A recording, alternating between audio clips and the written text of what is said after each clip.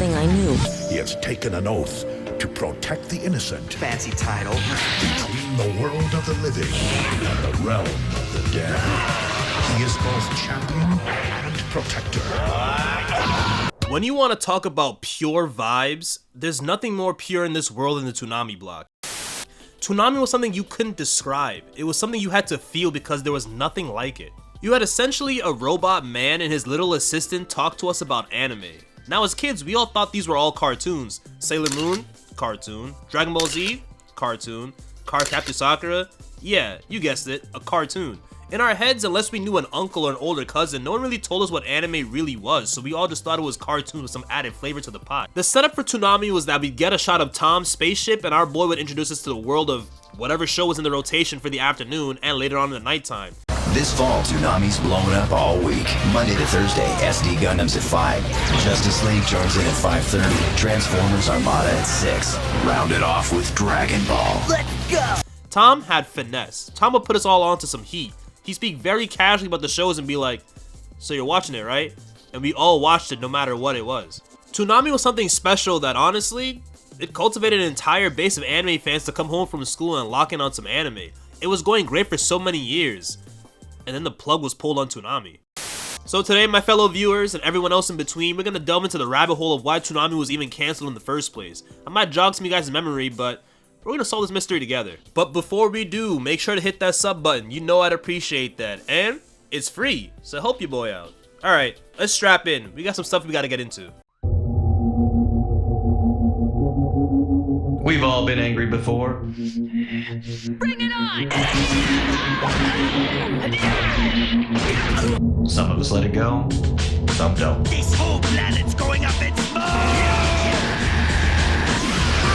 There's nothing wrong with being angry, it's all in how you deal with it. The year is 1997. Buffy the Vampire Slayer debuts, Men in Black came out in theaters. Now freeze. Notorious Big Life After Death dropped, and also, another very important thing was created, that being the Toonami block. Toonami was created by Sean Atkins and Jason DeMarco. Toonami served as an introductory point for us kids to consume a different type of animated content, but this little thing was called anime. I'm talking shows like Sailor Moon, Dragon Ball Z, Gundam Wing, Yu Yu Hakusho, just a bunch of heat just dropped onto us, all brought to you by a robot host, Tom. You want to talk about immaculate vibes? Toonami was the definition of that. The presentation of Toonami was just cool. It had a different type of sauce behind it and it was always hype seeing a Toonami bumper for your favorite anime.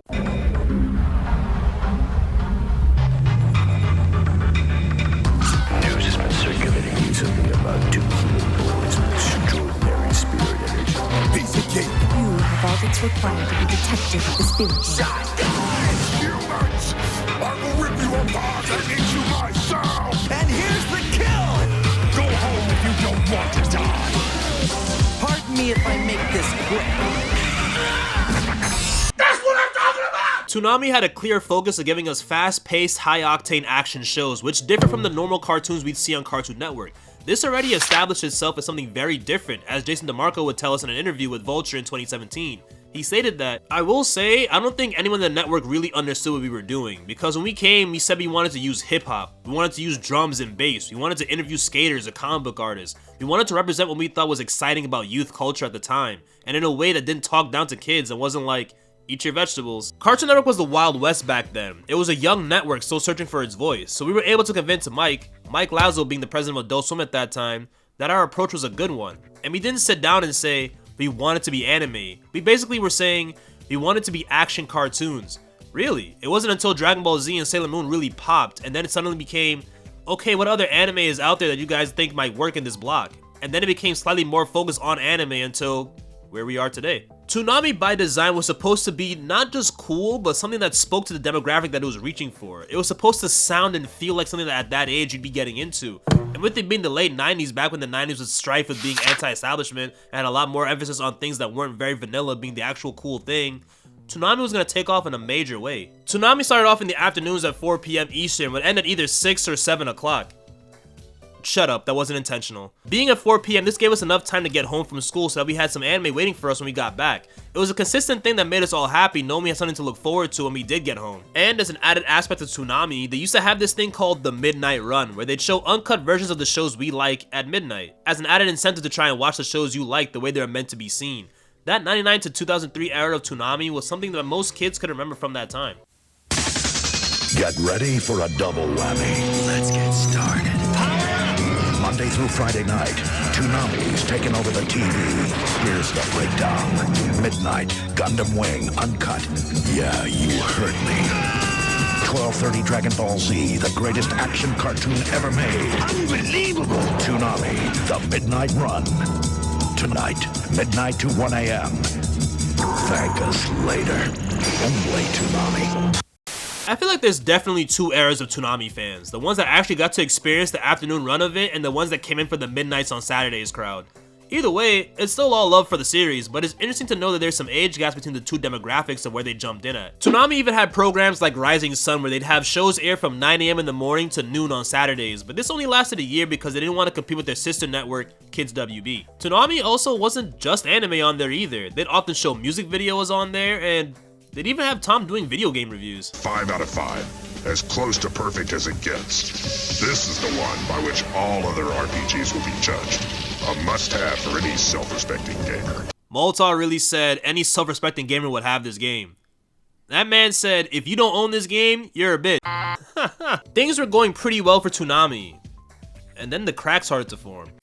On April 17, 2004, Toonami would be moved from weekday afternoons to a Saturday evening slot, and it aired for 4 hours starting at 7 p.m. Eastern. This is when we'd be introduced to Miguzi, which was a much more kid-friendlier action block, and it'd take up the afternoon space that Toonami occupied, but only for 2 weekdays. It was also due to the fact that the shows were too violent for the demographic that would be watching said shows, so a change was needed according to the network. The network at the time believed that Toonami's audience grew too old for weekday afternoon programming. I guess they didn't expect any college kids racing home from campus to watch Sailor Moon, but I'm sure there's probably some guys out there that do that. It sucked for Toonami because they really lost out on that weekday exposure, so instead of it being a constant every day, you had to watch out for it every Saturday, and late as hell too, might I add. You know when you're a kid and you really want to stay up late, but as soon as that clock strikes that specific time, it's now 8 a.m. in the morning. You were cooked. Around this time in the mid-2000s, anime DVDs are being sold in stores. People used to upload anime to YouTube back in the day. That's where you see episodes of Naruto chopped up in 7-minute parts.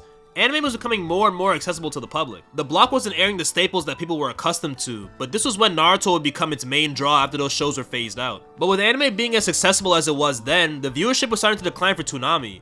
Also, and this is another big factor of it too, the old Great Recession of 2008 played a factor in this as well. It was getting too expensive to license newer anime, way too much than what Cartoon Network was trying to pay, so they were sticking with what they already had. And because other shows weren't hitting like Naruto, they made sure to show Naruto at any given moment because that was the block's real moneymaker right there. Jason DeMarco spoke on this in an interview with Complex in 2017. He said that, fast forward a couple years later, we had a different battle. Toonami is now a thing and toy companies and people who make cartoons want to put their shows in there.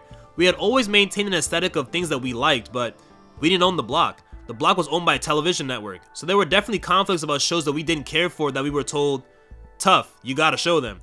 And then shows that we really wanted that we were told, we're not gonna spend the money. 2007 was when Toonami would celebrate its 10th anniversary, and with that we got an overhaul for Tom's design. Needless to say, this dude here looked like the Weenie Hut Jr.'s version of Tom. I didn't mess with this shit at all, and I didn't know a person that did either. This Tom did not have the sauce of the older Tom, but that should have been indicative of the times to come.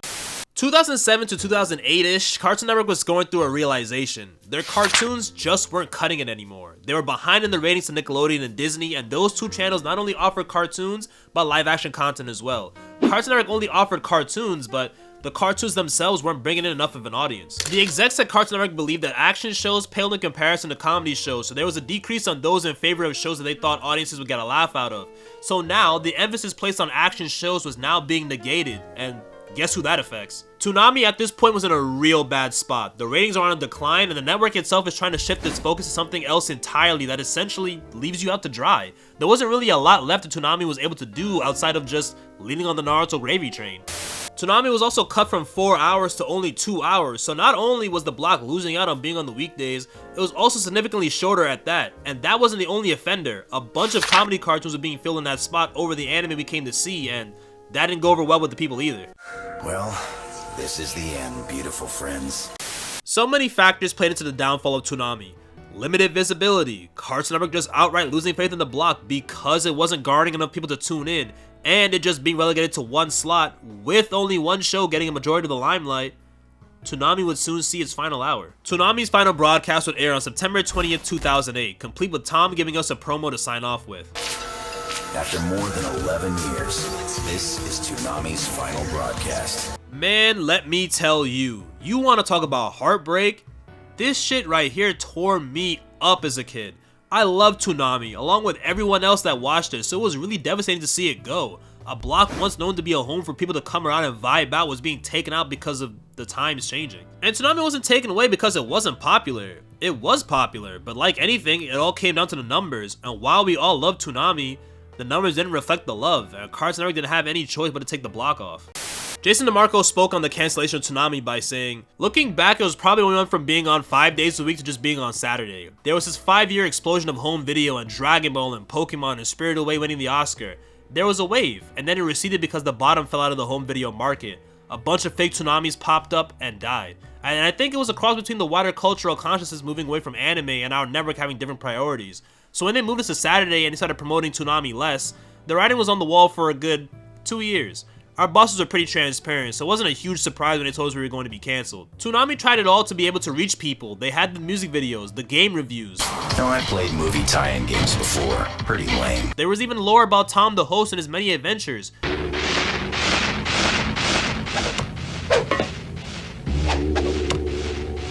Tom? Any readings? No. What then? Please be careful. I've no idea what this thing is.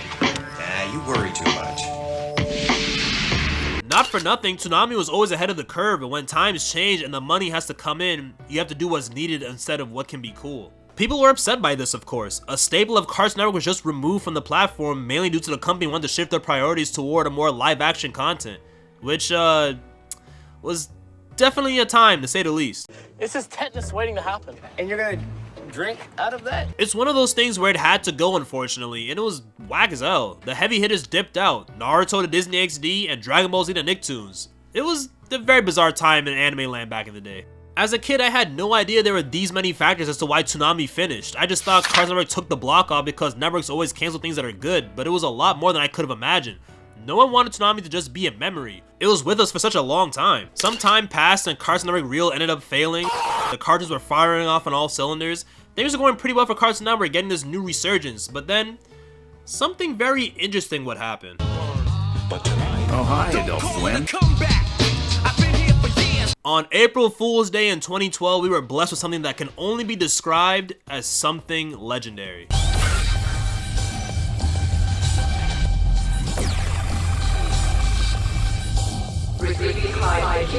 Transmission.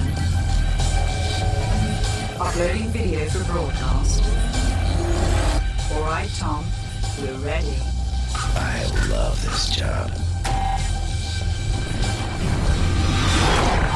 Yes, sir! When I tell you this shit means something to me, man, it really does. We got a glimpse of Toonami again with the proper Tom this go around. You want to talk about a moment in time? This was something that once it happened, it's all you ever heard people talk about because none of us could believe it. It's been 4 straight years of nothing out of Toonami. Got cancelled, and there wasn't even a smidge of news or even a rumor going around that it was coming back in any capacity, so this little bumper got us way off guard. And with its return, Adult Swim would make a tweet following the intro and it'd say, "Want it back? Let us know. Hashtag bring back Toonami." This was back when hashtags were really getting their footing on Twitter, and this was the best way to garner any sort of traction to get anything done. Of course, the people poured through a massive support for the return of Toonami. It became a rallying cry for fans to bring back the once beloved block back home, and well, it sure did the trick. On May 16th, Adult Swim posted a message on Facebook. Yeah, remember Facebook? Back when that was relevant?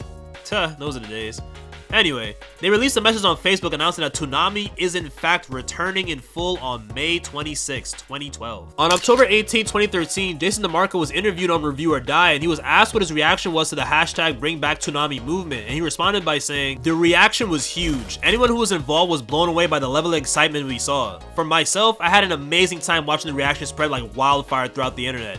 I stayed up all night. On the following Monday, I was cautiously optimistic, but I didn't want to pin my hopes on the Toonami return. My heart had been broken once. He was then asked how he felt when he got the news that Toonami was in fact returning, to which he replied with, busy/scary. We had to figure out how to build a weekly 6-hour block with very little money and a bunch of old assets. So the mission was twofold. How do we keep Toonami fresh every week? And furthermore, how do we make it better long term? Two parallel paths. Toonami came back full steam ahead with introducing new shows like Casher and Sins and Deadman Wonderland. And anytime I mention Deadman Wonderland, I have to mention that opening, cause that intro, heat. I look back at that 2012 Toonami bumper and I just get transported back to when the news first dropped that it was coming back. It was something that you really didn't know how much you missed it until you saw it popping back up again. The days were brighter. It generally felt like everything was alright with the world back then. And it came back with the classics. You got Outlaw Star, Tenchi Muyo, Yu Yu Hakusho, Trigun, Big O. It was just wave after wave of classics and also other new shows coming out, so it was like they came back swinging with even more heat to show us. Another thing that I have to mention too is that Toonami came back, but not like how it was before. It felt like it grew up with us, so the shows weren't censored necessarily like how it used to be. Now that it's on that Saturday night block, they're able to show more shows that we would have been watching around that time. So the kids that grew up with it initially are grown up but get to watch shows that align with their taste now. And the kids that were slowly getting into it are now teens, so they're getting their fix of more mature content. It was a win-win. And speaking of wins, it was time for celebration because over time, Toonami was able to get back DBZ, but this time get Dragon Ball Z Kai. And on top of that, they were able to get back Naruto coupled with Naruto Shippuden. Everything is back in perfect harmony. 10 years. I still remember when I hatched from a pod and took over the Absolution. I remember Moltar. Keep your eyes peeled. And for those of you who don't, here's a little history lesson. Less talk and more action. Toonami had quite the run on Cartoon Network, and honestly, you can look at its tenure starting out up until its cancellation and you can realize something really interesting about it. Toonami didn't necessarily fail. The company at the time just outgrew it. Like, yes, of course, the numbers weren't pulling through, but when you really assess the situation, it was really up to where the company wanted to take the network. They had a different vision that didn't align with what Toonami had going for it. Cartoon Network outgrew Toonami. It's in the same vein as when Andy in Toy Story grows up and leaves the toys behind. Not that the toys don't have any inherent value, but it's just not what he's focused on right now. But with the animation really popping off for Cartoon Network after that slight bump in the road, it paved the way for an old friend to return. And we couldn't ask for anything more. Toonami just touched so many people. It was able to spawn so many different articles talking about the long history of Toonami. You got channels like Otaku Versus that's very like Toonami based and tries to give you that full like Adult Swim vibe. Also, I had to shout out Otaku Versus because that's a channel that honestly was a very big inspiration to why I even made this channel in the first place. Like, the whole channel, that whole vibe, clean. You got Team 4-Star doing Toonami Abridged Sailor Moon. Like, Toonami just had that effect on so many people that it's unfathomable, honestly. But what do you guys think? How did Toonami being canceled make you feel at the time? And let me know what is a core memory that you hold near and dear that Toonami gave you. I've been Leon Brando, and I'll be seeing you all next time.